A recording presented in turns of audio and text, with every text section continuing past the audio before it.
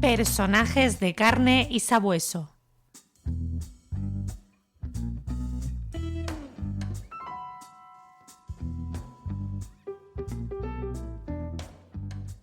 Nos encontramos inmersos en el Madrid de finales de los años 50.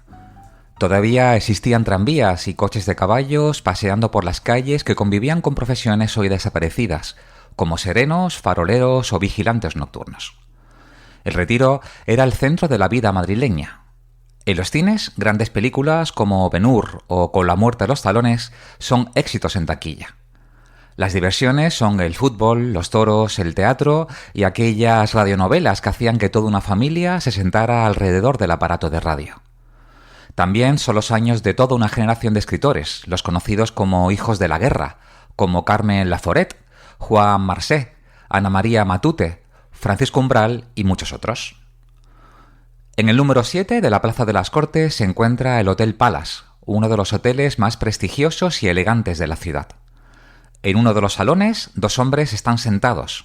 En la mesa, un cenicero con varios cigarrillos apagados marca Camel y dos copas que contienen Gin Fizz, un cóctel de ginebra, zumo de limón, soda y azúcar. Uno de los hombres es el actor norteamericano Eddie Constantine, famoso en Francia por interpretar en el cine al detective de ficción Lemmy Caution. En el otro lado de la mesa, un investigador privado. El actor toma nota de todo lo que el detective le va contando. Quiere reforzar su personaje de ficción y tiene material de primera mano. Nada menos que del presidente de la Agrupación Nacional de Centros de Investigación Privada y uno de los máximos exponentes en la segunda generación de detectives, aquellos que se iniciaron en la actividad después de 1951. Hoy, en Personajes de carne y sabueso, rendimos tributo, rendimos homenaje a Alfredo Alier Martín, aquel que soñó con la unión del colectivo, con una formación específica, con divulgar la profesión para dar una imagen distinta de la ficción y para que se dignificara y diera reconocimiento social al trabajo profesional del investigador. No por ende, entre sus hitos está la posesión de la encomienda del mérito civil, la medalla de oro y plata al mérito profesional, la medalla de plata al mérito sindical por la organización del primer Congreso Internacional de Detectives de España. Está también en posesión del Gold Star de Detectives, una medalla otorgada por la Federación de Asociaciones de Detectives IKD, y es miembro de honor de la Cámara Sindical Nacional de Detectives Privados de Francia, titulado en Criminología para Detectives Privados, título de Investigación Criminal, ambos por la Universidad de Madrid. Para contar nuestra historia nos retrotraemos a Madrid. Es el 17 de octubre de 1923.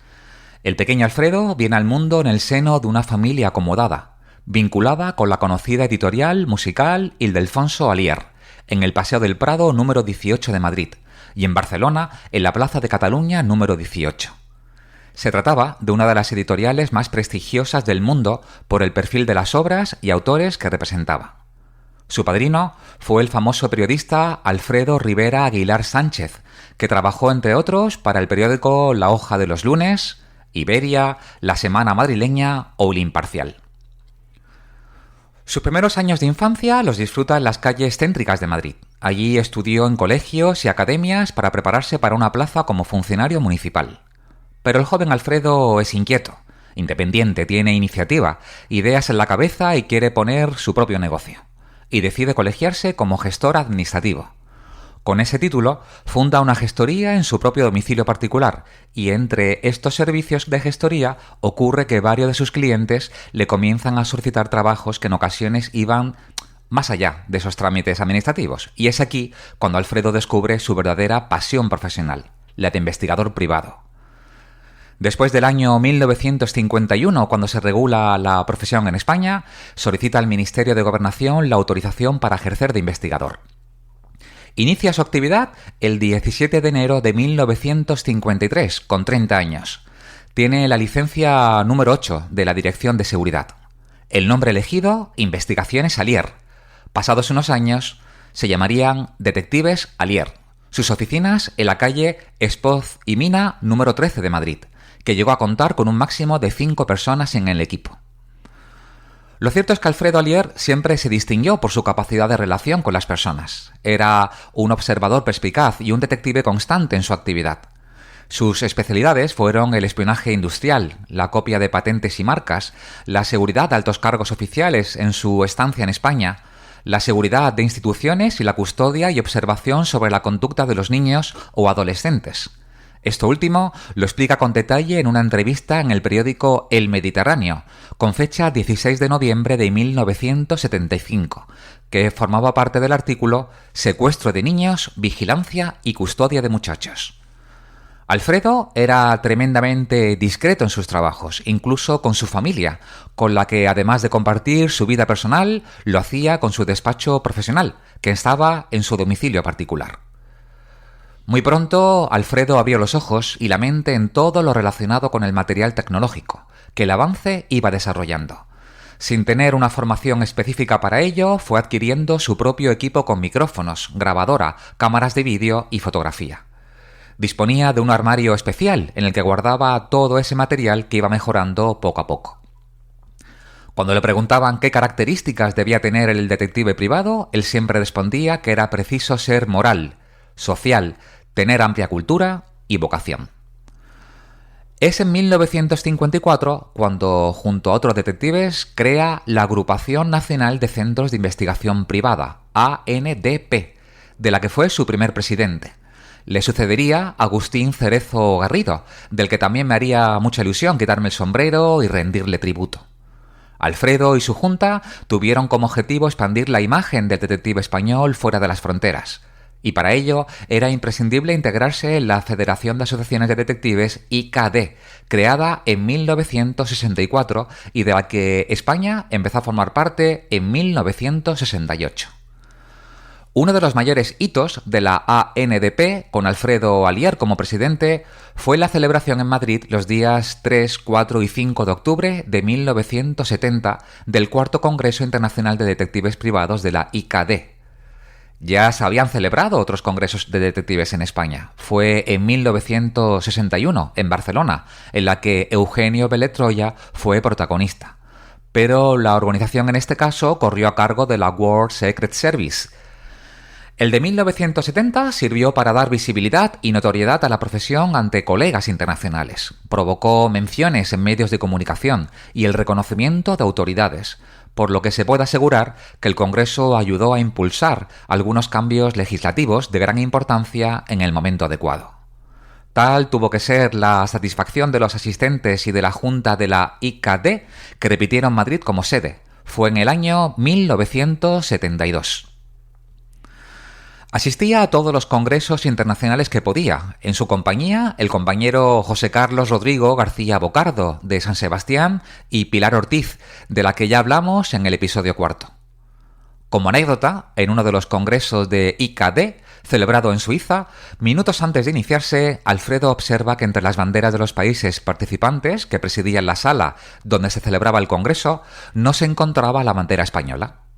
Una vez que todos los asistentes estaban sentados y todo preparado para la apertura del congreso, se levantó, pidió explicaciones y se negó a que éste diera comienzo. Entre la confusión de los asistentes y organizadores, no dudó en levantar de sus asientos a toda la delegación española y abandonar el recinto hasta que se diera a España el mismo protagonismo que al resto de los países asistentes. La reacción de la organización duró unos minutos. Habían olvidado colocarla. Fueron a buscarla y de ese modo se pudo iniciar el congreso. Tenemos que imaginarnos un perfil de persona que viajó a Alemania, Noruega, Italia o Francia sin saber ningún idioma. Eran otros tiempos, o quizás otro tipo de personas. Esto nunca fue una barrera para asistir a congresos por Europa y comunicarse con quien tuviera que hacerlo, con y sin traductor. Amigos y amigas, esa es la magia de la comunicación, hacerse entender, y más en estos tiempos donde el mundo es tan globalizado. Nadie habla el inglés de Shakespeare. Hablan inglés en Brasil, en China, en la India. Volviendo a sus viajes, siempre intentaba que su mujer, su querida Victoria, le acompañara. Por norma, la asistencia a estos congresos siempre los costeaba de su bolsillo. Como muchos responsables de los diferentes colectivos, puso a disposición de la agrupación sus propios medios personales y profesionales, como su secretaria. Al viajar, tenía por costumbre que el primer taxista que le transportaba desde el aeropuerto o la estación a la ciudad Lo convertía en su chofer particular durante toda la instancia. Durante los trayectos le encantaba empaparse sobre gastronomía, cultura o los rincones ocultos del lugar donde estuviese. Cuentan que en Madrid llegó a tener a varios taxistas que le ayudaban y trabajaban. A pesar de su poco tiempo libre, sabía aprovecharlo con pequeños grandes regalos de la vida. Fumador insaciable, generoso, trabajador incansable, con una vitalidad adolescente. Generoso, metódico en sus rutinas, todas las mañanas y una vez que leía el periódico en su despacho, siempre realizaba el crucigrama. Le gustaba desayunar y hacer un breve receso para tomar el aperitivo a diario en la calle. Comer de vez en cuando en el restaurante El Ardi, en Carrera de San Jerónimo número 8. Le encantaba leer, pintar, hacer manualidades para sus hijos y en sus últimos años para sus nietos. Era un gran apasionado de la música clásica, quizás como parte de ese ADN de editor musical que tenían sus antepasados. La zarzuela era de sus favoritas. Incluso, en ocasiones, dicen que se atrevía a bailar, por ejemplo, un tango. Aquellos que fueron testigos dicen que no lo hacía nada mal. La vida estaba para disfrutarla y él tenía esa facilidad que solo algunas personas tienen, la de sacar provecho a los buenos momentos. Su mujer era su apoyo y la referencia para todo. Era un hombre de familia. Ese tiempo en el que no trabajaba era para compartirlos con su mujer, sus hijos y sus nietos. También disfrutaba con una buena película. ¿Y quién no, verdad? Le encantó, entre otras, El Crack, de José Luis García. Alfredo realizó múltiples entrevistas a medios de comunicación que ayudaba a difundir y divulgar la figura del detective de verdad. Todo cuenta en esta actividad tan conocida y desconocida a la vez. Dos casos que menciona en una de esas entrevistas son los siguientes. Está la del encuentro, tras 30 años de separación, de un padre con su hija. Esto le emocionó especialmente a Alfredo. Y también el de una tienda de modas de ropa de mujer que encontraba el siguiente problema, y es que copiaban sus modelos. Los originales eran vendidos en la tienda entre 15.000 y 20.000 pesetas y las copias confeccionadas eran vendidas en otra tienda entre 200 y 350 pesetas. La agencia descubrió que eran las mismas empleadas las que calcaban los modelos y los ofrecían a esta tienda. Una de las entrevistas por la que más se le recuerda fue la que hizo con José María Íñigo en el programa Directísimo y de la que estamos intentando rescatar. Los últimos años de su vida es diagnosticado con una enfermedad pulmonar y aunque supo llevarla con optimismo y alegría, ese fue el reflejo de su modo de ver la vida. Fallece en Madrid el 2 de diciembre de 1998, con 75 años. En su memoria, el recuerdo del camino que abrió a toda una generación de detectives que le siguieron. Alfredo Alier Martín, nuestro protagonista de hoy en Personajes de Carne y Sabueso.